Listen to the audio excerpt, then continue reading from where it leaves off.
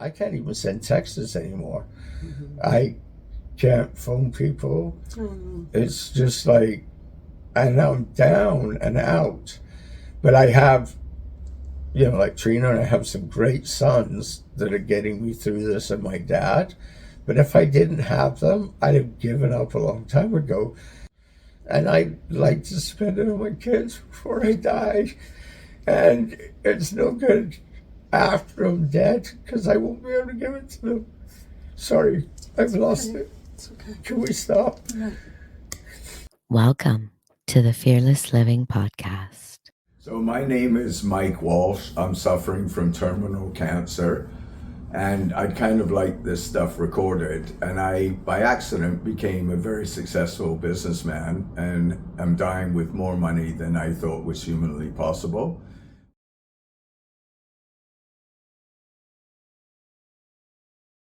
One year ago, February, approximately Valentine's Day, I went to my local, what's it called, GP, and asked to get a prostate exam. And they're like, well, you got one last year.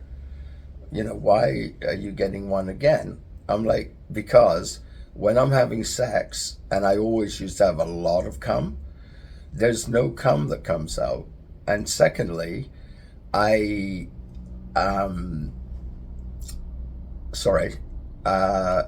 peeing every 15 minutes like a tablespoon.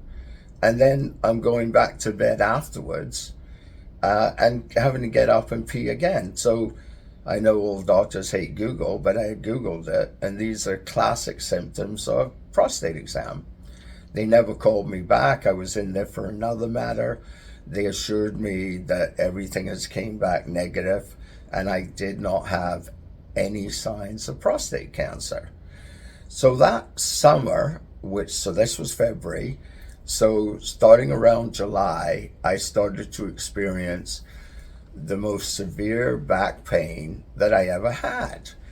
And it was, I knew it wasn't prostate cancer. And at this time, I was walking between 20 to 30,000 steps a day. I was in the best shape of my adult life. And usually I would go to a doctor, but I already had. So I decided I would do non-traditional medicine, which turned out to be physio. For the first time in my life, I went to a chiropractor. I ended up seeing him 8 times, I think within 3 weeks. And then I went to a registered massage therapist, and I probably saw her 4 times. And after all of these treatments, they said to me, I think you should go into the Whistler health thing and just get some blood work or some scan. Like, you should be cured by now, and it's not happening. So I went in at the beginning of November to my GP, said to them, I want to get tested for everything, even for pregnancy. I don't care, AIDS, pregnancy, whatever. I want to rule everything out. And she's like, well, we looked at you in February and there was nothing wrong, but okay, sure, we'll do it. Now, we're only going to call you if something's wrong. And she was a young trainee doctor, which I support. And she called me. And and she wanted to see me in the office. And I naively thought, man, she's going over above. She wants to reassure me that I don't have prostate cancer. This is great. But I walked in and she said, I got some really bad news for you. You got prostate cancer. And I'm like, well, that's kind of weird. I didn't have it in February, and now I've got it. And she's like, we can prescribe some morphine, but because of the opioid crisis, they're so worried you're going to OD. So I was on Tylenol and Advil and very small amounts of morphine. And I was in continual pain. And she said, look, we've lined you up with a urologist. So I went in and saw the urologist, and he sent me for a bone scan, a CAT scan, an MRI, all within the next week. And then he called me into his office And he said, Mike, I'm really sorry. I've got some really bad news for you. I'm like, what? And he said, I'm actually worried about you. And I said, why? And he said, you have terminal cancer. I'm like, well, let's nip that in the bud right now. If you're going to worry about somebody, worry about the 6-year-old kids. I've lived a good life. I don't need another man worrying over me. And he said, I said, okay, so what's my life expectancy? So, of course, they're very hesitant. But he said 2 to 10 years, probably 5 years. And then he recommended hormone treatments, which was to put estrone into my tummy, and it didn't work for me. And then, hormone treatments and then radiation. And I went in to the Vancouver Cancer Clinic, saw the radiologist. She was the first person that actually really cared. And I said, I just can't stand this anymore. I can't even stand. And she said, okay, I'll get you some morphine. I said, okay. And she said, you're so far advanced that I want to design a radiation treatment for you right now and start today. And then you'll have to come in for 4 more days and get it done. And I'm like, okay. And she gave me this morphine, and there was a bed in there, or whatever, examining table. And I'm like, how long will I be waiting? And she said 4 to 5 hours. I said, do you mind if I lay on the examination table? And she said, go for it. And then I was with my friend Terry Lynn, and I heard the doctor say, oh, you can see it's working. The pain is finally coming off his face. And for the first time, something was happening. And Terry Lynn, God bless her heart, took me in to every one of my appointments from that point on. Now, we were right around Christmas, and they gave me the 1 hormone shot, and they're meant to be every 30 days. And of course, everybody was in the Christmas spirit. So when I went back in January the 15th to see another doctor, and the whole thing was super confusing, because I was meeting about 5 doctors with no real strategy of what was happening. I was just attending any call that they gave me, right? And so the guy who saw me at the cancer clinic said, oh, you haven't had your second, not implant, but injection. And I'm like, no. And he's like, this is 6 weeks. This is way too long. So he immediately switched people and got me onto the new guys. So I was diagnosed with terminal cancer on November the 20th of 2023. And it has now progressed to the most rapid form of prostate cancer that the doctor had ever seen, to the point it's in my prostate. Obviously, there's a hole in my vertebrae. It spread to my brain skull, and as of 2 weeks ago, Wednesday, it is in every single bone in my body, and it's just like it's eating me alive. So what they've got me on is they've got me on fentanyl patches, and as of Sunday, it's a patch. I'll be taking 75 milliliters an hour of fentanyl, and I can take up to 3 milliliters an hour of morphine. Milligrams? Yeah, hydromorphine, sorry, whatever it is. Hydromorphine. Now, through all of this, one day I was taking my hydromorphine and trying to do payroll on my bed, and my fiance Tanya was beside me, looked over, and my pupils were the smallest that they've ever been. So she called 911, and I then spent the next 5 days in the hallway of the emergency room of Surrey Memorial Hospital. And then finally, they thought I'd had a heart attack, but it turned out I'd accidentally OD'd on morphine. And then the kids found me a nurse who would come in, so we've cleared all that stuff. But on my... How did she know that you were in crisis? Other than your pupils, were you like... Oh, I were you had passed out or something? I passed unconscious? out, and then she looked at my pupils, and then I begged her to call 911, like not drive in there, because tip for the cancer victims, you get way better service if you show up in an ambulance.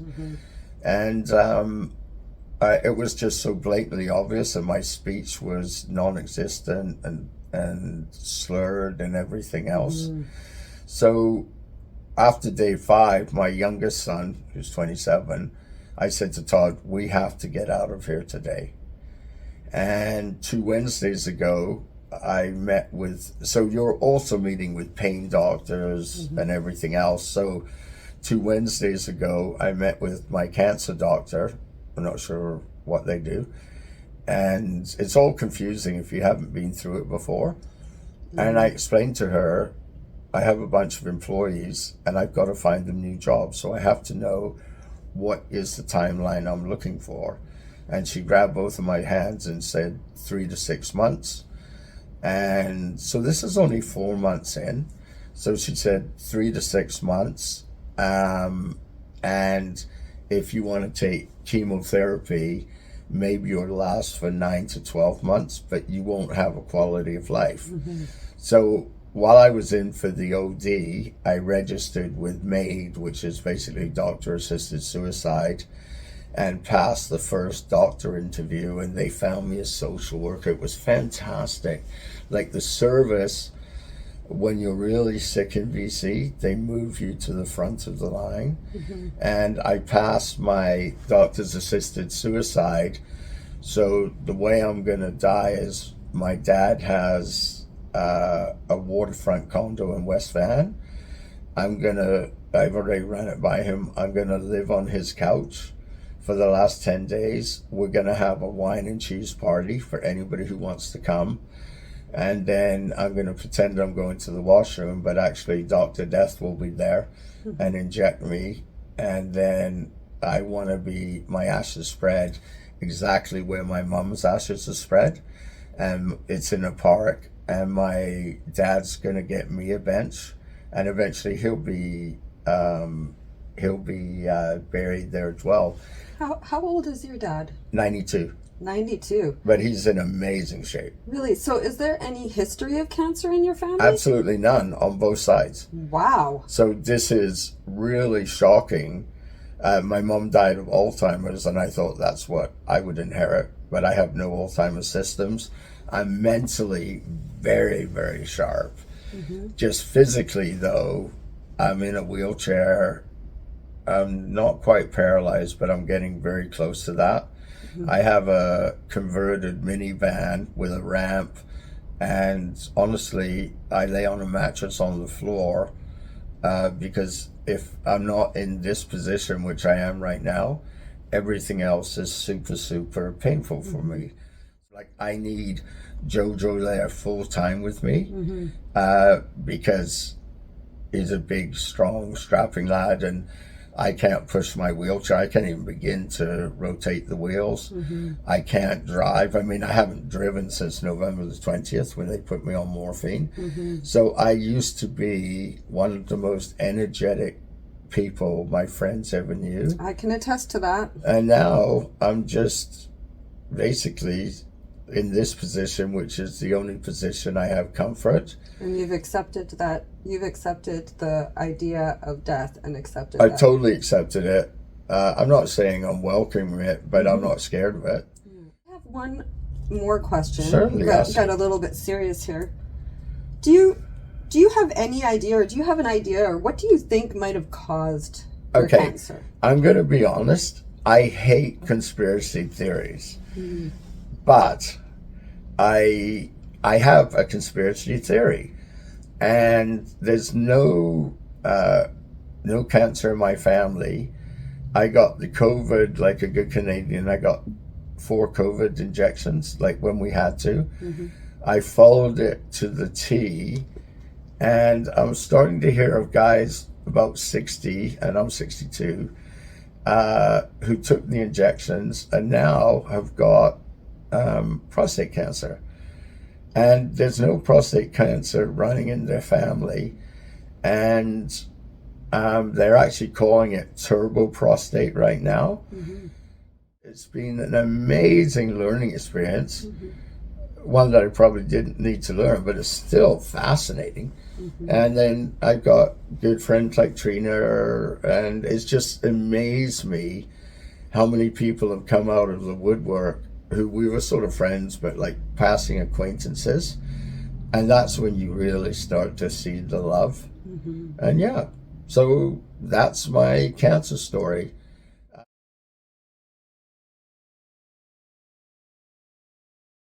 So on August the 20th, 1973, my mom, my dad, and my sister Heidi flew into Toronto Airport. They rented or bought a Volkswagen Westphalia, and we proceeded to drive across Canada. And I didn't want to be in Canada, so I proceeded to close my eyes and intentionally didn't look out the window. How old were you? Annoyed, I was 11, really annoyed my parents. And then we hit the Rockies, where I thought that was worth a little eye-opening experience. And we ended up staying with some family friends of my father's, and he was a big cattle dealer, and he was sort of my first business mentor idol. And he bought for Canada Packers, all the big boys. So when you went to an auction with Frank D'Angelo, he was the center of attention. And I saw these boys at the Kamloops auction, and they were about my age, and they were picking up pop bottles. And I said to Frank, like, what's going on? He said, oh, they pick up the pop bottles, they bring them back, and they give them 1 cent each. I'm like, can anybody do this? And he said, yeah. So I and then I went into the cafeteria, and they said, what do you want, kid? And then when I spoke with my English accent, the ladies fell in love with me, and I said, like, where do I put the pop bottles? And she said, right here, and I made 5 cents. So I kept doing this and I was scared of the other boys. They were bigger than me and everything else, and they were really fucking pissed off, that a stranger was cutting their turf. But I then saw this, and I look back at it now, I didn't realize what I was doing, but there was stacks of pop bottles outside. And then I thought, wow, there's way more pop bottles there. But they were actually the pop bottles they'd already paid refunds on. So I started bringing them in, and the total, a penny a bottle, was $2.50. So that was like 250 bottles. In England, like, even to get a paper route, your grandfather had to do it, and it was willed down. So there was no opportunity to make money. And I had found this golden opportunity. So that was my first start into business. Very, very cool. And what else did you do at the age of 11 years old? Oh, I got a paper route with the Vancouver Sun. And part of the deal was, and it was good. You made, I don't know how much, but it was pittance, but it was money, right? And I never had an allowance from my parents. I always earned. And there was this competition at the Sun, and if you sold 25 new subscriptions, which seemed impossible, you got to go to Seattle. My best friend at the time was Mark Acero, and he was a paper boy, and he said, look, I can sell 25 in my sleep. I'll then sell another 25 so you can go. But I actually sold my own 25. And then we went on this bus to Seattle, because we were now the big Vancouver Sun boys, the salesman of the month or something. And they took us to this movie, and Mark and I were really bored. So we snuck out of the movie and ended up going to the Space Needle. Ended up going up, came home at 2 a.m. The chaperones were really, really angry and quite vocal about, that's when you could hit kids, and quite vocal about our shenanigans. But me and Mark had just an awesome time. Did they hit you? They tuned us up, as they did in those days, right? Nothing brutal, but it was like, if they didn't hit you, that was scarier. Because the anticipation of what was going to happen, it wasn't violent. It was just like, come on, kids, like, really, 2 o'clock in the morning, quick tap on the head, and you were expecting it anyway, so, or on the ass, and that was it. Yeah, it was a lot more acceptable when I was a kid too. So after that, what did you go on to do? in your work life Can you just help me as out? a child. I think you had a job when you were 14 at... Oh yeah, so at 14 I went to work for BC Stamp Works, and they made all the rubber stamps in Vancouver, and they're still there, still operating, and they made those seals at that time, and that time every single legal document had to have a seal, like for incorporation, and you needed that seal instead of your signature. And we drove them all over, and there was two of us, and there was, seems so funny, the super old guy of 53, and now I'm 62, and he was, I think he had some special needs, and he would cycle around for CN Rail. He would be all day, and we would just be 3:30 to 5:30, and we would get paid $4 an hour, or maybe $2, I don't know what it was, but we would get paid. And this was real money, right? And the first night I got lost and they had to come find me. It was this big, massive bike, and I think at 14 I might have weighed 75 pounds, so it was like too heavy for me. And so yeah, and then one day I was riding up and down in an elevator, and there was this very distinguished man, Ken Thompson, and he was like dressed to the nines. He'd be what you would call a silver fox. And he said, "Hey kid, what are you doing?" And I'm like, "Oh, I deliver these." And these seals were like metal, and they were quite heavy, and a whole box full of them was really heavy. And he said, "That's interesting, why don't you come work for me?" And I said, "What do you do?" And he gave me his business card, right? I was super like impressed or honored. And he said, I own Thompson's Travel, and I sell airline tickets. This is before the internet. And he said, "My product is just paper envelopes. It'll be way lighter than your seals." So I didn't ask for an increase. I've always just been excited in change. And sometimes it's just change for change's sake. So I had to supply my own bicycle there. And then in the summers I went to the farm, so I found them a substitute. But it was just such a stimulating environment because they were adults, and you know, they really liked me, and they called me kid, and they loved my accent, right? That was, in the beginning, it was my accent that got me everywhere. Mm-hmm. And I would cycle all over Vancouver with my airline tickets and deliver them. You're gonna have to help me with what I did next. That's a really cool job. It was cool. And then did you also do another delivery job? Pharmaceuticals? Yeah. So I was into pharmaceuticals before any of these guys were. I worked for a drugstore, and I would deliver, and it was so much a package, maybe it was 50 cents. And I would deliver them to, because I lived in the West End, all the high rises to all these old people who needed them. And fast forward, now that I've got the terminal cancer, I'm the biggest consumer of pharmaceuticals out there. So I've had a long history with pharmaceuticals. No doubt. And you also spent time working on farms. Oh yeah, so the initial farm we stayed at with Frank and May, where I made my first $2.50, I would go there every summer. The day that school was out, I would go. And I loved it. Like, we got to drive the tractors. I was like Frank's son he never had. So I'd always be beside him. That was in the first 2 years. And then I actually liked work. And so I became, I would feed the cattle, and like, he had 1,000 head in the feedlot. He had 1,000 head on the range, and we would chase him up on horseback. I was the world's worst horseback rider ever, so half the time they just made me walk. But it was into the mountain pastures, and it was beautiful, and I became a man there. My face still looked like I was 8 years old, but my body grew. And so I would have all these techniques where if I wasn't strong enough, I would pick up a thing of grain, land it on my knee, land it on my hip, and then do some kind of basketball push up into the grinder. And I loved it.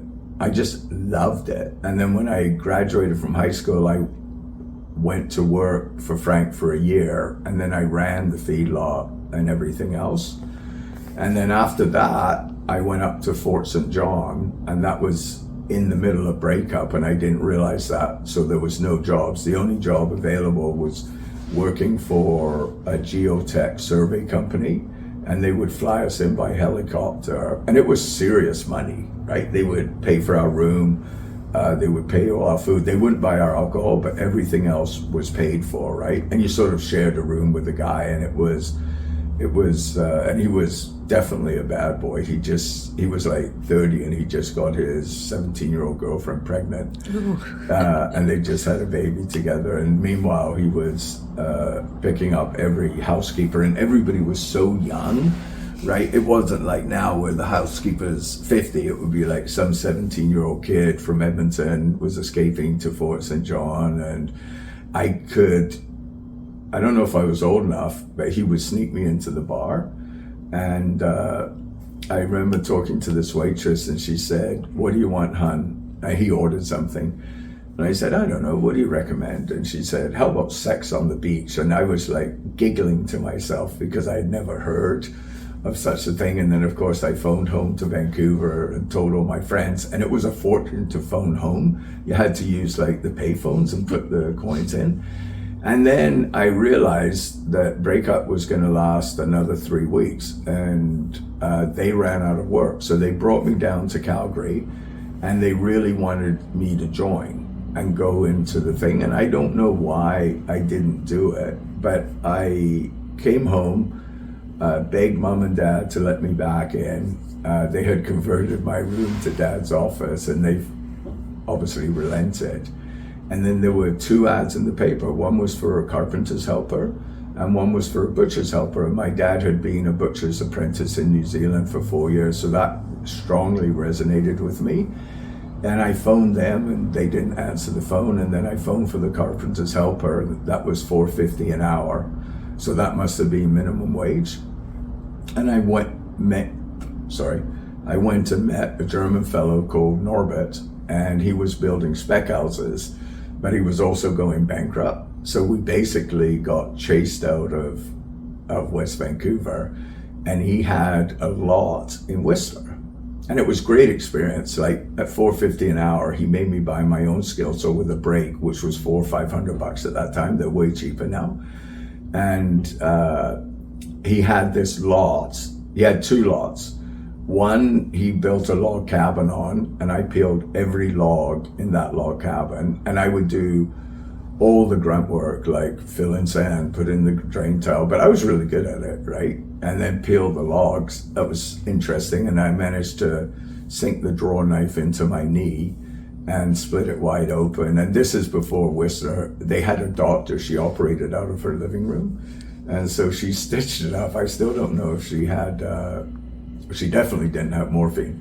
I don't think she had any painkillers, but that was sort of the like kind of days. And then I don't know.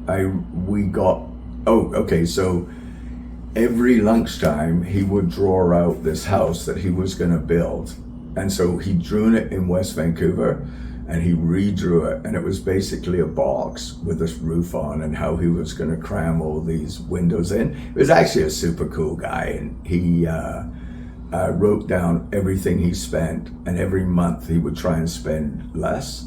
So he would live on, it was a tiny little thing, and he would live on jam sandwiches and peanut butter.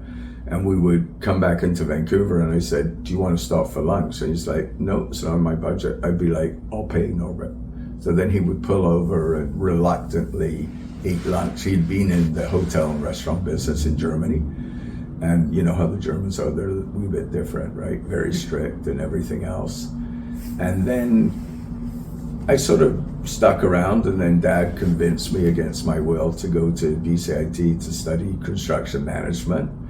And I don't know if it really helped or not, but just saying that you had gone to BCIT was a really big deal back then. And then I graduated in '83, and the year before they had placed 95% of their graduates, and my year they only placed 6%. And I was not in the top 6% because I fucking hated it. I just hated any authority. And so I went framing. And I loved framing. It was clean, it was with wood, you instantly saw your things. I worked for S. Robertson Construction.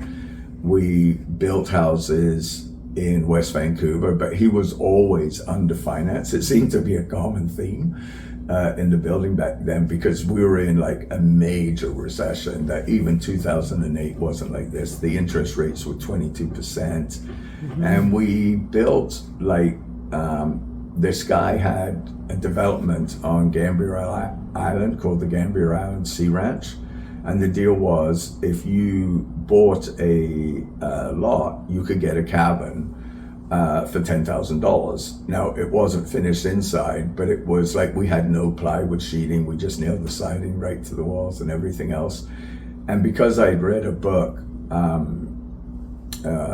Plumbing Made Easy, I became the plumber. And I had learned, Mom and Dad had a place in Surrey, and it was sort of like a barn, and I converted that on my time off, which seemed to be quite a bit back then, because there was no work.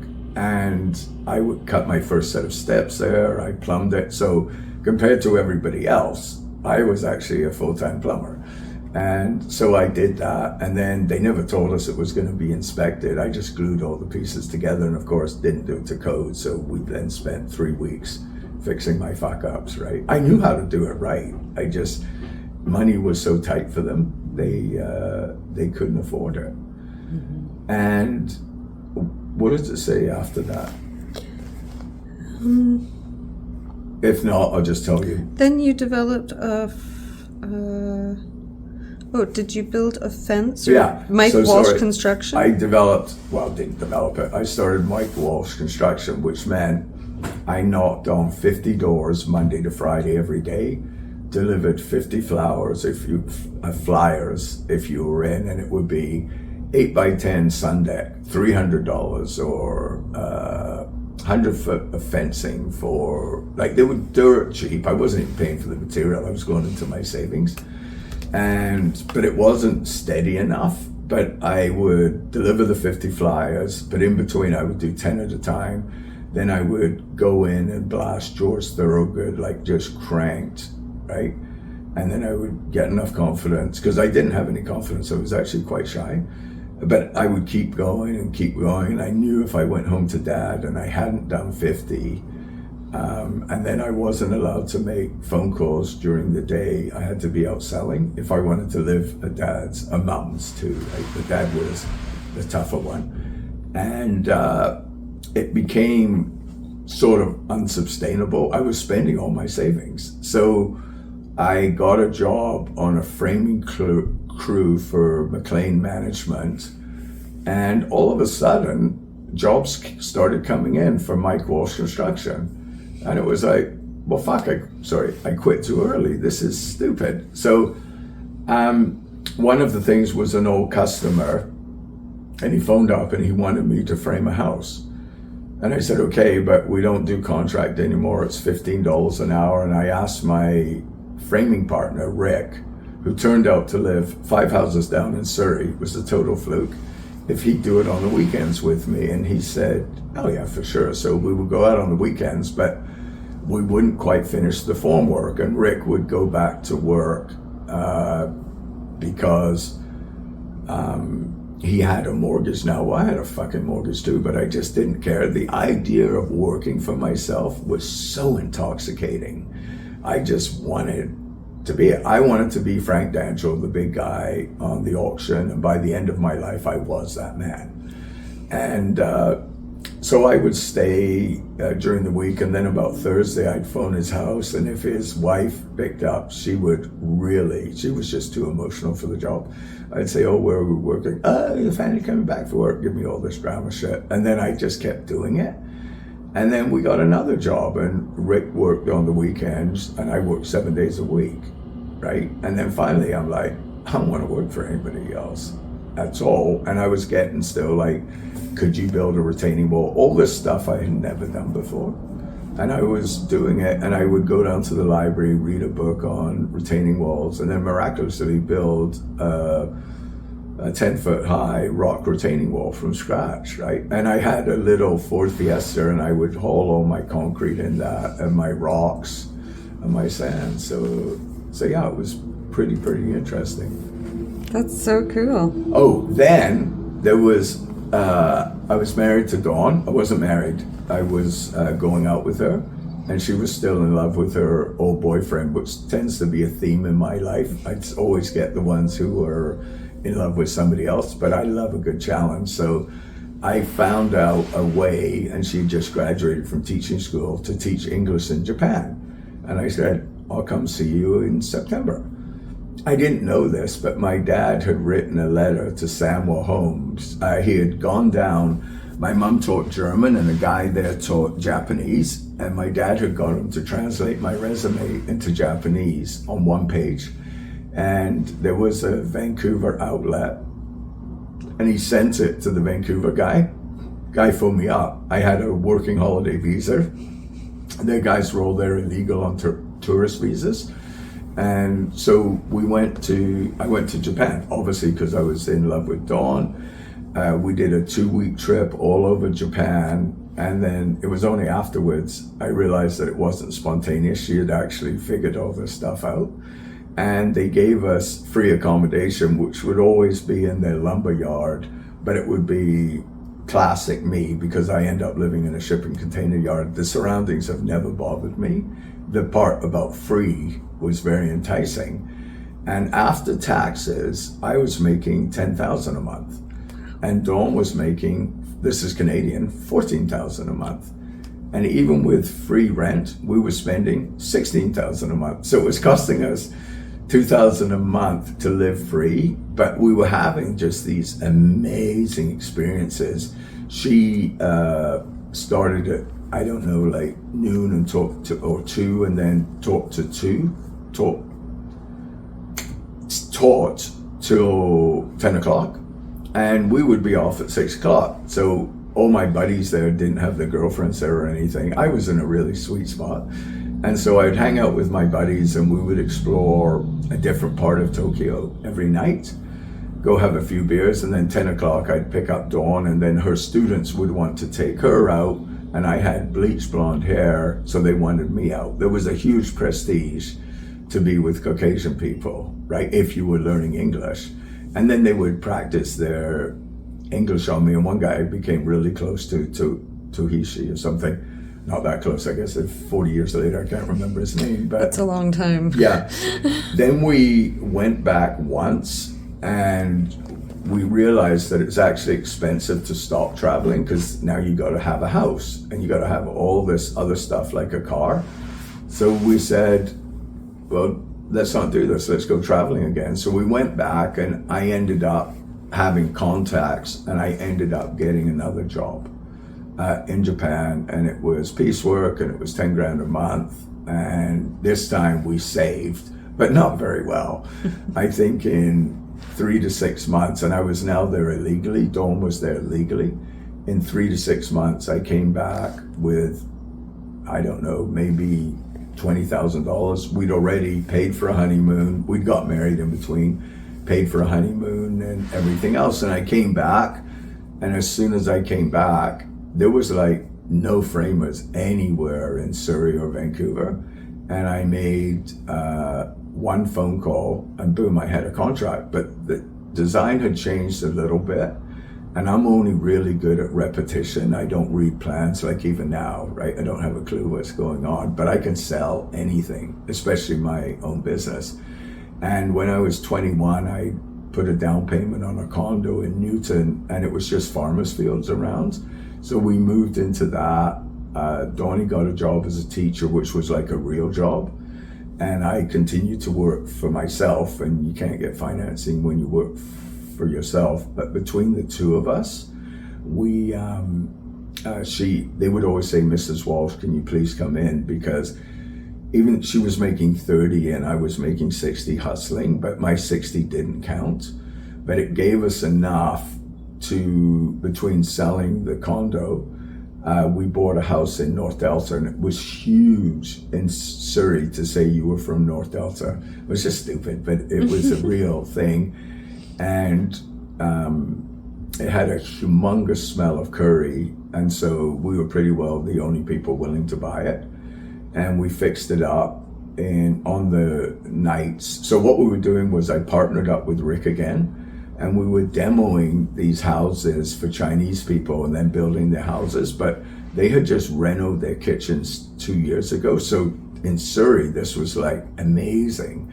So we would put their kitchens in the top floor, and they were just stunning, and the bathrooms. And then we would like go to Home Depot and buy some cabinets for the basement.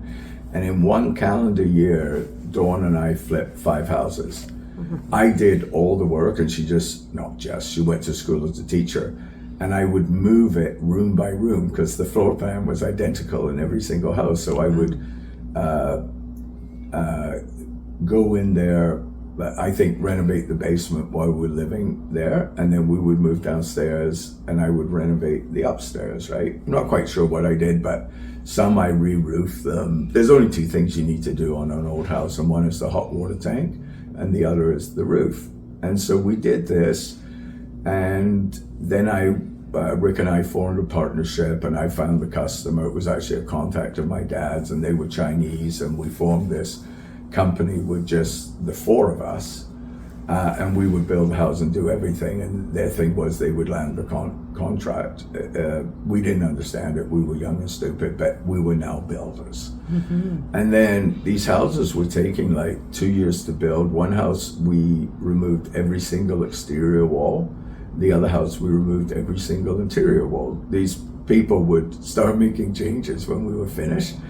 Rick thought it was great because we were making $35 an hour, and I thought it was terrible because I was wasting my time. I just felt I was meant better for this, and I managed to get an interview with Polygon Homes, which were the biggest bar none home builders. They're still around, Michael Ordain. And a guy we had framed houses for called on a Sunday or Saturday, and he said, "What are you doing these days?" I said, "Oh, I'm just applying for a job at Polygon Homes on Monday." And he said, "Well, why don't you apply for a job with me?" I'm like, "Well, what do you got?" He said, "I've got 90 townhouses on 20 acres. So I never built anything really, like just tagged along with Rick on the houses. He knew everything. I still couldn't read blueprints. And I asked Martin afterwards, "Why did you pick me?" And he said, "Because you're the most aggressive framer I've ever met. You were in my face every day. And I think you'll make a good superintendent. The difference is you're actually not an asshole, and all the good superintendents are real assholes, but they're really good." So I went there, and then after about 6 months, I ended up having a nervous breakdown. I didn't know, I was really killing it because I was going to a Polygon site up the street, making notes every night till they put security on to stop me coming in. And I was killing it, but I didn't believe in myself, and I didn't believe I could do the job. It turns out I ended up being one of the top 2% production superintendents, but I didn't handle it well. And so I went back framing, and then I kind of got my head together. And then there was a job in a Japanese school that built Royal Oak College that would take rich Japanese kids whose parents were builders, and there was this huge boom in Japan at the time. And we would teach them how to frame, and it was at such a snail's pace, it was unbearable. And finally, I just couldn't do it anymore. And so I went back to Martin, and I'm like, "Is there any chance I could have my job back?" And he realized I was sick, and I didn't. But the realtor there reached out to me and said, "Here's my story, and I was suicidal, and I think you should go see your doctor, and I think you should get on some medication."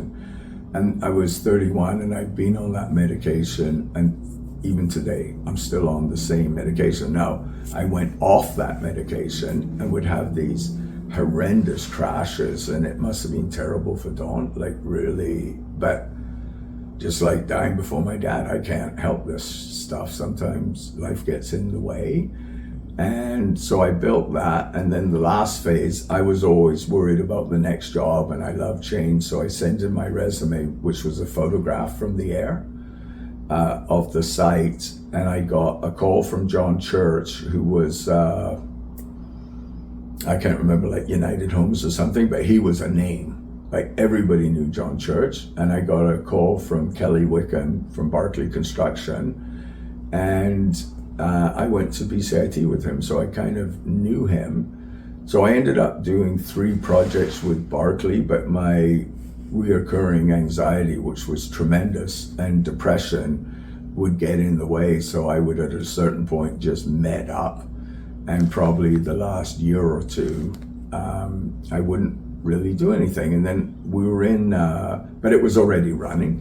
We were in Whistler at the time, and the big company was Amoco, and nobody got fired from Amoco. And in 12 weeks, I'd been fired because I didn't get along with my boss. And we were 2 months ahead of schedule in 12 weeks, and they had never billed more than $1 million a month, and my job billed $2 million a month. So it wasn't me, right? But I didn't have any political skills and wouldn't talk to her every day about the problems on site because I wasn't having any problems, and she was used to answering. Anyway, we got into a huge pissing match once, and she came in and she was going to be the tough girl, screamed at me, and I'm like, don't you fucking scream at me. You think I need this fucking job? And I did. I have 4 kids to support and a wife. And all of a sudden she looked at me and she said, okay, maybe we should go outside, because I was kicking her fucking ass, and everybody had their ear to the door, right?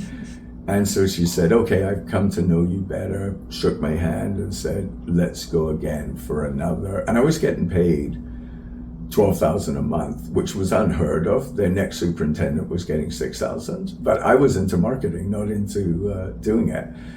And then after 12 weeks, she sent me a letter to my fax, which was my office, but it actually was my living room, and Dawn read the fax and she was in tears. So I sent everybody I knew a fax and said, Amoco and I have mutually agreed to part company.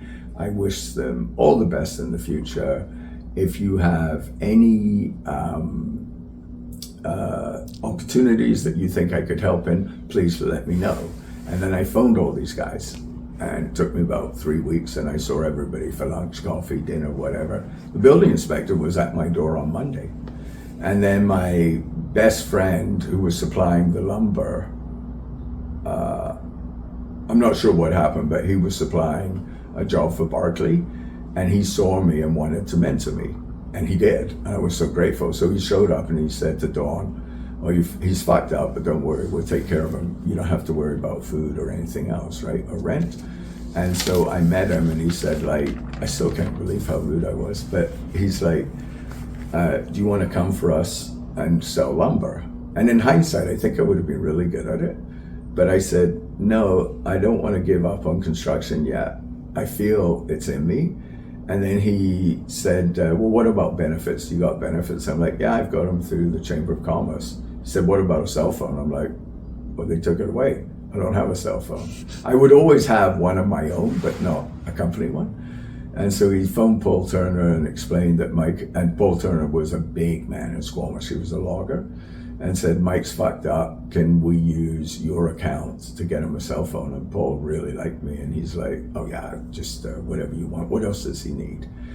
And then I said to Bruce, you know what? If I come across an opportunity, would you be interested? And he said, we'll look at anything. And I'm like, that's not the answer I'm looking for. I'm looking for you be 90% in, and if not, you would tell me the reasons. So he said, I'll tell you what, why don't I lend you $100,000, which will be a line of credit at Canex.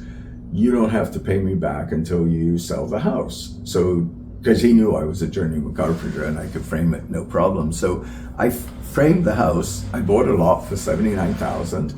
They were worth $150,000 3 months ago, but they weren't selling. And I built one of the first houses on Alder Drive. And I framed it myself, and then some of my buddies would come up and like all kinds of shit. I was getting offers like, because it was so close to Whistler, like, you know, could you give us a room and we'll frame for free? And I'm like, yeah, we're not quite there yet, right? But some like Mario, my friend from Croatia, honestly did come up, and my friend Les Tracy came up, and somehow we got so far, and then I realized I was in over my head, but I had also picked up a job at PCL Construction, which was the largest construction company in Canada. And what it was the superintendent, Doug Anderson, wanted to go to a convention in Hawaii. He was head of the laborers union, and he just needed somebody to babysit a site for 2 weeks. And it turned out I was better than he thought, right? And I was with them for 2 years, but they were just like a part-time customer, so I could go get other jobs. And we ended up building the house, and then we built 3 more on Older Drive, and we made $500,000 in profit. And this is the next part of the story. I then invested that in a restoration business that I just sold 2 weeks ago, and the rest will be another episode. I'd like to thank my 3 followers. I really do appreciate your time. Okay, bye-bye.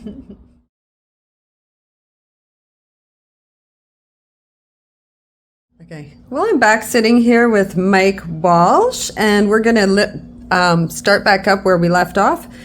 And Mike, you were 37 years old. You just left AMCO under uncomfortable circumstances. You were deeply hurt, but at the time you didn't realize that it was actually the best thing that ever happened to you.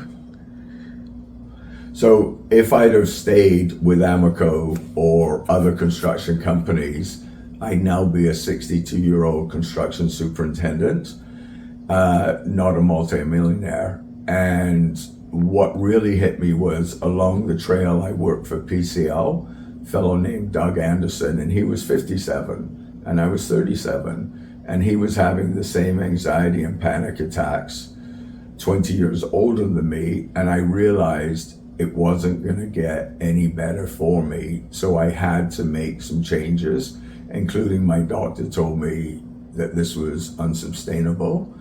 So people ask me, how did you become a multi-millionaire? And I'm not joking, this is a secret. You work 18 hours a day, 7 days a week for 20 years.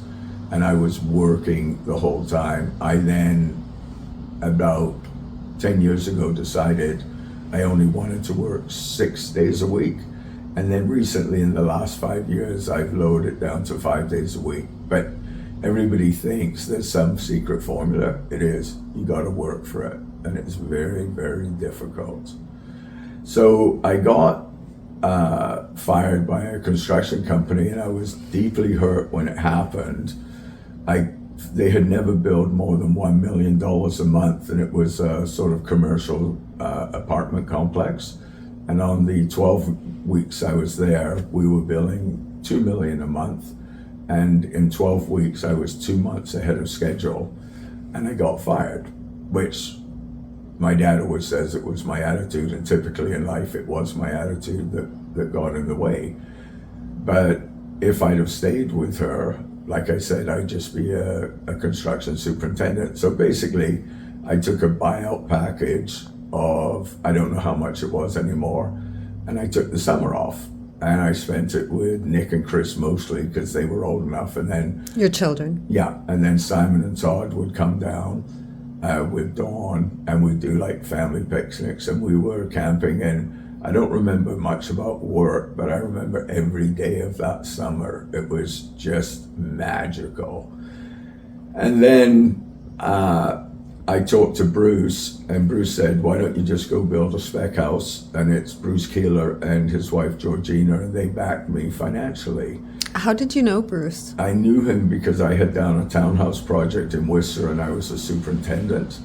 And I was the biggest lumber sale that year in British Columbia in a 3-month period. And obviously he liked selling lumber, so that was a good gig for him. And then the other people who had my back was my mom and dad, and in a weird way, my children's mother, Dawn, because she gave me the power to do what I wanted. She didn't give me the answer, but what I wanted to do was run my own business. And I said to Dawn, like, 3 people have approached me to open up an office in Whistler and be the general manager. And one was the largest construction company in Canada, and one was a restoration company. There was one other. I'm going to sound egotistical, but I had never met somebody who I thought was smarter than me. And I said to Donnie, I'd like to open up my own business. And she basically said, go for it. And that was the end of her involvement. So Bruce lent me $100,000, Bruce and Georgina, and it was to build a spec house in Pemberton. And along the way, I phoned my electrician and he said, what are you up to? And I said, oh, I'm building a spec house in Pemberton. He said, oh my God, it's come down to that. I'm like, no, I actually really enjoyed doing this. He said, well, if you're ever interested in a job, I've got one for you. And it turned out that the guy from PCL was leaving on holiday to Hawaii, and he needed coverage so he could go, and his wife thanked me profusely. And that job probably lasted 2 years. It was probably 4 hours a day, and I was able, they had a little office for me in the parkade, and I was able to build my business through that office. Like, they had a fax machine, I had my own cell phone, and I was dealing with architects in Seattle, engineers in Toronto, PCL, continually on a daily basis.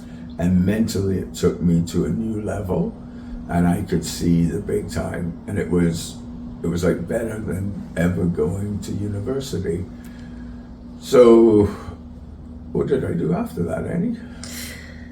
I think you might have started Walsh Restorations. Oh, that's correct. So I don't know why, but in this renovation of the Hilton, we had 7 floods and 1 fire. And the first flood we called Service Master. And then we looked at it, and compared to what we were doing, no offense to them, but it was pretty simple. And I said to Robert, who was a 70-year-old who was running it on behalf of the owner, I think this would be a good business. And he said, I think it would be a very good business. They've just stolen my wallpaper and sold it back to me. But he said, be careful, kid. There's guys out there who are going to try and rip you off because of your age. So I made some inquiries, and the guy who owned Sabre Rentals, Art, wanted to supply me with all the equipment. And I mean, Art was huge in our community. It was like the business godfather. And I said, okay, just hang on. And I went down to the manufacturer, took this course, looked at it, and then we already had designed stuff that was far superior to what they were selling and much more environmentally friendly. For instance, their heater was based on kerosene, which just stunk. And we called it the heater later, but it was an electric one, and it could plug into any stove outlet and give this construction heat. And so we came up with other ideas, and I thought, I'm onto something here. And they gave me a gift certificate to buy 1 fan or something. And then 2 other guys weren't ever going to use it. They were employees down in the States, so they gave me theirs too. And I went into the supplier, and he only honored 1 of them, but there was 4 used dehumidifiers for sale. And I bought 3 more fans. So the correlation is it's 4 fans to every dehumidifier. And then shortly after that, I bought enough fans that I had that volume of equipment. And it was going along really cool. The first one, Stuart Gregg called me, and the people had called Edenvale, but the guy who was in charge, they had dealt with him the year before, and I think something went sideways. So we took over that job, and then I got a job, and it was just amazing, but I couldn't get the power to work. And so I called my electrician, and BC Hydro had locked the power off because the people hadn't paid their bills. And I'm like, oh my God, like I've invested all this money and this is what's happening. But it turned out it was warm enough. I just opened all the windows and the thing dried itself, so it's kind of cute. And we started going and going, and then later on in that year, in October, the Rutherford Bridge washed out, and unfortunately 4 people were killed. 3 were working at Tommy Africa's, and they were really, really good people, like the bouncers and the general manager, and they were coming home. And the 4th he worked as the manager of the Shell in Pemberton, and he decided to steal all their money and run away. So he packed up the back of his car with all the cash, the lottery tickets, but he left them enough money, the float I think it's called, to operate. And a year later, when the river went down, they found his car and his body, and they gave the cash back to the owner, and it stunk of a deceased body. So they literally laundered the money in a laundromat and washed it and got it enough of the odor out. It never all came out, but enough to deposit it in the bank. Now, during this time, to keep it going, we built 4 spec houses. I bought a sewer lift plant. Sorry, not bought, built. And all these things, Bruce and my dad were very instrumental in giving me the mental support. And in Bruce's case, it would always be up to $100,000 of material. I would get paid, I'd knock it down to 0, and then I'd go again. But for this project, it had way more equipment than I had. And Bruce knew somebody in Courtney who was trying to get out. So I phoned the guy, and I knew if I said where I was from, he wouldn't sell to me. So I said, I'm opening up a branch in Calgary. And, you know, Bruce is... Like if he knew that you were somewhere where a bridge had just collapsed? Oh, yeah, because he would try and rent me the equipment. He wouldn't sell it to me. Yeah. And at the end, once he found out, I said, oh, there's been a quick change, drop it off at my house in Pemberton. He's like, I should have never sold to you. I knew that there was something else. But the money in restoration is you're actually in the equipment drying rental business, and that's where you make that money. So I had phoned Bruce and I said, do I still have my 100,000 line of credit? And he said, well, what are you in for me for? And I said, for 0. And he said, yeah. I said, I want to buy used restoration equipment. And he said, no problem. I mark everything up 22%. I'll sell you a truckload of peanut butter if you want. And I'm like, well, no, but I want these things. And then I phoned Art from Sabre, and he was many, many things, but his joy came from driving his truck. It was a huge, 50-foot trailer. So he went down to Canex and picked it all up. The back way was just open, and it was only open for 24 hours before there was a landslide there. He snuck in. I bought him 1 beer at the Pemho, and then he turned around, and it's the day that his first granddaughter, Marley, was born. But it was still super cool, and now we had all this equipment, but no employees. So I flew in one of my technicians. How'd you fly them in? Oh, sorry. By helicopter. Wow. And then at the same time, the local adjuster who lived in Pemberton didn't have an assistant, so I put the assistant on the same flight, and she was married to my manager, so I flew him up there. I flew 4 people up there, and then nobody had any work because they all worked in Whistler and they couldn't get to Whistler, so we just started hiring, and people were just coming by and we'd hire it. And Bruce had planned out that 1/3 should be women, 1/3 should be First Nation people, and 1/3 could be anybody. And I followed that formula and got in touch with the Little Wat Nation, and I think it was with Lyle Leo, and through Rosemary we found our 3rd, and they were great. And then so these were all residents, people who lived in the surrounding area, and no, they lived on the reserve, which is the surrounding area. Yeah. Right. And so I had my 3rd First Nation people, and they were freaking amazing. And then some of them I'm still in touch with, and they're like, remember me, Mike? I guarded your equipment. I'm like, of course I remember you, Linda, right? You were the heart and soul. She walked around twice a day because there was huge theft. And so then the 3rd of women was no problem because they were servers, they weren't working, and I don't know what we were paying, but we were paying the rate, actually more than they were making serving. And then 1/3 were guys, and that was easy too. And then we worked for 2 weeks, and it was payday, and it was Friday. And I knew nothing could get into Pemberton except for cocaine. because it somehow made it through thick and thin, right? They were probably on the same helicopter that we hired. So I gathered everybody around and I said, okay, here's the deal. On Monday, the bridge is opening and all my competitors are on the other side of the bridge, but we're 2 days away from tying it up, so there's no work for them. So instead of getting your check, and I had like 100 grand in cash, Dad found somehow 100 grand and we had it in a suitcase and he was guarding it outside. I said, I can pay you what you're owed, but I don't want to see you again because you'll just be like hungover and washed out. Or I can give you a $50 tonight and $50 tomorrow. You can go to the Pemho, you can't get in that much trouble. I don't know how much cocaine costs, but it wasn't enough for a real bender. And so they all... You said that to everyone? Yeah. I gathered them in a big circle, so there was peer pressure. And they all decided that they would work the weekend.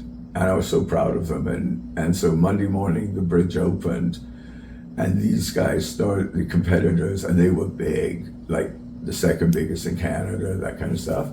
And they phoned the adjuster to complain, and she's like, he did it. And the other guy was Scott Schober, and I said, I need some money. And they're like, what's the deductible? It was 10 grand, which was a drop in the bucket, but he got me that check.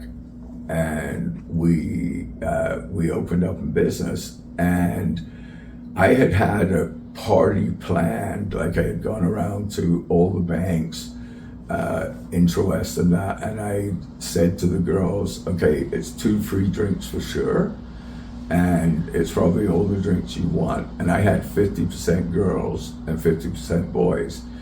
And in Whistler, where it's 6 men for every girl, this was impossible odds. And then So this was a party that you planned? I had planned the party before the flood started. Really? And I had said to them all, we're getting out for the party. And the bridge opened on the Monday, and we partied on Friday. And it became an annual event. And I was told actually yesterday that the people who were there, they're now managers of the bank, that they preferred my parties to their own Christmas parties, because it was just a fun time. I would hire a musician and everybody else. So then we were sort of bidding the repairs and everything, and my accountant came up on a Sunday and he said to me, you're in serious trouble. You're 2 weeks away from going bankrupt. But he said, I have a solution. And I said, okay, what's the solution? He said, you're actually making a huge profit on the emergencies, because we numbered our invoices different for emergencies. But on the repairs, you're losing money. So who said, what can you do to change it? I think I had 15 guys working for me. And unfortunately, I had to lay them all off except for one on the Monday. I didn't feel good about it, but I was going bankrupt. And then what I started to do was bid the repairs very high and intentionally didn't get them. And now I wasn't building sewer lift stations. I wasn't repairing schools and all the other stuff. There was enough money in restoration, and my revenues went from 2 million to 1.2 million, but we turned a huge profit. So in between all this time, we had now built 4 spec houses and sold them, and one we rented back. And we made $500,000 on the spec houses. We lost it all. We then lost another 300,000, and my accountant, unfortunately, was keeping me up to date. And then we turned it around. And 1 year the profit was 800,000, and that turned it around. And I realized we were in the restoration business full time, and that's what happened. So let's just go back a few minutes here and talk about, not a few minutes, but back a little bit into your journey. So you told me before that you actually built a warehouse and then built your home on top of it? Yeah, so we bought 2 lots in the Pemberton Industrial Park. One was half acre. We bought it for $150, and things were so tough they foreclosed on us, and we sold it to the bank for $112, or it got sold for $112, and then on top of that we owed the bank $29,000. And then The second lot was a corner lot, and it was 3/4 of an acre that we bought for 200,000. And it was obvious we needed, because we were storing all this stuff at our house, and it was starting to look pretty tacky, like 2 cube trucks, a 28-foot trailer. So it became obvious we needed a warehouse. And of course, I didn't think you could rent them because I just wasn't in that headspace. So the guys built a warehouse, and they weren't carpenters, and it took forever, but it was something for them to do. So they built it, and we built it super, super strong. And then we were out there one day, and Dawn hated paying rent. So I jokingly said, why don't we get a mobile home, crane it up, and put it on top? Like, this, is a really, really strong warehouse. And we started laughing, and then we laughed, what if it came off the slings and went through? And then it ended up, Graham Murphy, who's the biggest builder in the Sea to Sky now, framed it for us and built it. I just didn't have time to build anymore, although I do have a trade. And we sort of got it together with used materials and anything that I could scramble up, and it turned out. And we had built the 4 spec houses, so it was the identical floor plan, just dumped on top of the warehouse. And we had 4 sons, and we raised them there, and there was no action in the warehouse. So the kids full-time had a hockey net on the street. They had a lemonade stand one time, and 1 car came by the whole day. But now there's because there's 2 grow-ops and a bunch of other industry, there's 100 cars a day now, but you wouldn't recognize it. And it was great to raise kids because they couldn't get into town and get in trouble. But with 4 of them, they had their playmates. That's awesome. And so we lived in there. Well, I still own that house, right? And that was from 2003 to now. So we've lived in there for 20 years. Wow. Or I've got it rented out now, but I lived in there. Anyway, we finally made $800,000, and that was the beginning of the good times. And then Dawn and I were sort of separating under good terms. So it paid for a very good divorce. It sent 4 children to university. All my kids have university degrees, and it's all due to restoration. And then it started, this is a weird story. I had a friend, and she was a porn star, and I bought her boobs, and I said, how much is it? And she said, it's $9,026. I'm like, well, I can't pay you that up front, but give me 6 weeks. And so every week I would give her $2,000. And then I realized in 6 weeks I had saved almost $10,000. So I thought, well, I should do this for me. So I went down to the bank, and they found a separate account, and every day they put in so much money. I don't know what it was, but it was let's say it was $1,000 a week. It must have been more than that. And somehow I ended up with $88,000. Wow. And we had the house, and I was single by now, and we had to raise it for the floodplain, and we did. And then we started putting shipping containers on with the 88,000, and then I would take some from the business and whatever. Anyway, fast forward to today, we have a 3/4 acre lot, 0.84 of an acre, and a 1/4 acre, and on them is 160 shipping containers that we rent out for mini storage, and it grosses 30,000. The gross is 30,000 a month. So by accident, it became this real business, and I didn't save for retirement, and I just found out I get $829 for retirement a month. So this is really going to help me, and because of what's happened to me with the cancer, it's basically what I'm living on. But again, it was a fluke, and so was the restoration. They were both hard work. I'm not going to deny that. Yeah, with the restoration, I think you mentioned to me before that you used to follow around other restoration trucks or something. Yeah, well, if I saw any truck in Worcester or Pemberton, I would follow them around, sniff it out, see if we could steal that job, and I was actually quite successful at it. And I remember Dawn phoned me one day, and she said, there's a onsides at the Petrocan, and I'm like, big deal.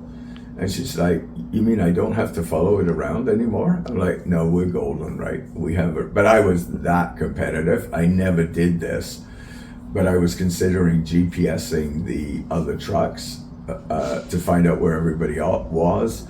I had a competitor. I had a guy working for me, and he had worked for a competitor, and he went to his friend who hated the after-hours emergency on call. So I said to his friend, I'll give you $50 for every call you refer to me. Well, he would rather get $50 cash than go out in the middle of the night.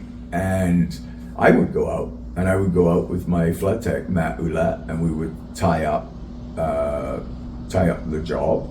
And then in the next day, we would hire somebody like Graham Murphy, who came with the crew, or there were some other guys who would come out of Vancouver, and we'd put them up. And so we were running the restoration with one employee and a ton of subs. Mm-hmm. And eventually we then got to the point where we could hire our own employees. And we had like 20 employees before COVID. Wow. And it was a going concern, right? Mm-hmm. Yeah, it was really cool. That's amazing. I painted my trucks red with white lettering. You could see them anywhere. For 8 years, I painted a 5-ton and with Walsh Restoration, and left it at the the Canadian Tire in Whistler, in Squamish. And the deal was we would do all our mechanical work there, which was like $108,000 a year. And in return, they'd let us park our 5-ton, and it was like a billboard, right? And I would drive that to the golf tournaments, and I would get there early. I would like tip out everybody, like the security guard, and they would give me the best view, and everybody would laugh about it. But I don't think they liked it, right? But anyway, where are we now? So now you're using the funds from your storage company as your pension. Is that correct? Yeah, to live on, because I have terminal cancer now, and I've been given 3 to 6 months. And I've told the kids, you get the storage business, and they already, through a company, they own 80% of it, and I own only 20%. But hopefully next month, I'm totally out of it. I will just be a manager, mm-hmm. right? And so yeah, it ended up working out really good. What kind of pension would you have right now if you didn't have that storage company? It's $829 a month, because I'm 62, and when we found out I only had 3 to 6 months, I asked my accountant to backdate it to 60, which you can do, and just took it. But I mean, I don't want to sound disrespectful, but $829 does not equate to my lifestyle choices. Mm-hmm. So it's... well, I don't think anyone can actually live on that. I don't think so. I don't know. I'm going to come out as a snob, but I mean, I think the minimum would be $3,000 a month. Mm-hmm. I'm not sure if that's even realistic. I don't even think it is anymore. Okay. Honestly. So you saved $500,000 somehow. Yeah. For a down payment or something? Yeah, so it would have been through the restoration and storage and everything. And my landlord had unfortunately died, and his widow came to me and said, for a lease renewal, she said, why don't you just buy the warehouse off me, and there's 2 others, why don't you just buy the whole package? And she said, Eric, who was her husband, told me, go to Mike Walsh, they treat you fair, which took away all my bargaining power. Mm-hmm. So I said, well, I guess I got to treat you fair then. How much is it? And that ended up for the 3 warehouses being $2 million. We set a record for price increase to the point that we got investigated by BC Assessment because the price was so high in that area. But there was nothing for sale, and it wasn't that high, mm-hmm. right? And so there's nothing for sale, nothing for rent. So it's basically what the market would bear. And so somehow we needed 25% down, and this was just after COVID, so our books were terrible. And we gave the Blue Shore $500,000, and we now own, well, we don't own it, the Blue Shore owns it, but we own where our office and warehouse is, and then we own another one that's actually a distribution center for Amazon in Whistler, which is kind of cute, but it's only like 1,000 square feet. And then we own another one that's rented to a general contractor. So yeah. Wow. Yeah. That's awesome. So it turned out as something else, another investment. And really, I made lots of money in restoration, but the land is where I've made the real amount of money. And I own now, at last count, $8 million worth of real estate. Wow. But it produces cash. So it's not like, It's just sitting there. No. So it does amazing. very well. And it's allowed you to be very generous. Yeah, but I enjoy being generous. It's part of my thing. And now that we know that we're going, I've told the kids I'm spending all the cash and they can have the assets and rebuild afterwards. Now you're the man that you used to. Yeah, so I used to admire, like Frank would go to an auction or Bruce would go to an auction, and they were always the high bid, and Bruce taught me the secret. So when he wasn't there, the whole thing was you want to have the wow factor. And I'm now that guy. So if we go to the Rotary Club golf tournament and the highest prize is a helicopter ride to the top of Mount Curry,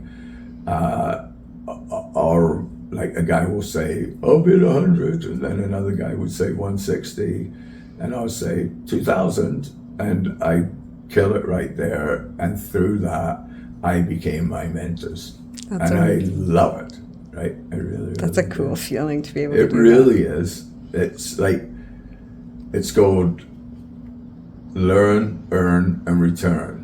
And the giving is the best part of it. It really is. I can't explain it to you. I think we've come to the end.